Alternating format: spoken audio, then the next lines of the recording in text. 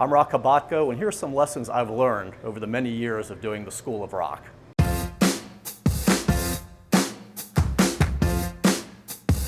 I did learn you have to be very careful around the trade deadline. The group of beat writers one year at Camden Yards were waiting for the 4 o'clock deadline, as were all the players who were watching the televisions above their lockers to see if their names were mentioned. And we hit 4 o'clock, which is the exact time the clubhouse closes the media. We walk out, there were no trades. We're standing in a hallway, and all of a sudden one of the national writers tweeted that a very popular Oriole reliever had been traded. Immediately, a couple of the writers go back into the clubhouse, which is not allowed because it was closed to the media. And of course, I follow them because that's what I would do in a situation like that. And we talked to the player to get his reaction. Unfortunately, we were breaking the news to the player. He didn't know that he had been traded. The players were upset that we came back in. They were upset we were telling the reliever that he had been traded. It was pretty much a disaster all around. Lesson learned.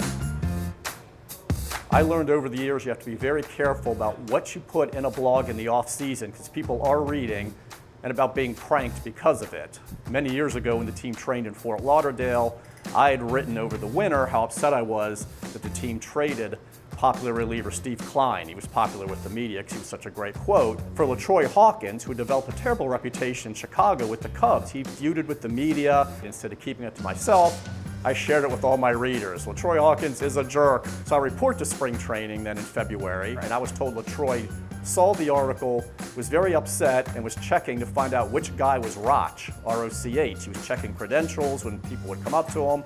I literally ducked LaTroy Hawkins for 3 days worrying about this. Finally decided, fall on the sword, and as I was about to go to his locker, I was stopped by a member of PR who laughed and said, "Roch, we're just kidding. LaTroy Hawkins didn't see the story. He hasn't been asking about you. He doesn't even know who you are." Now the kicker to this story is LaTroy Hawkins ended up being one of the nicest guys we have ever covered. So I really got a bad scouting report on him. So lessons learned.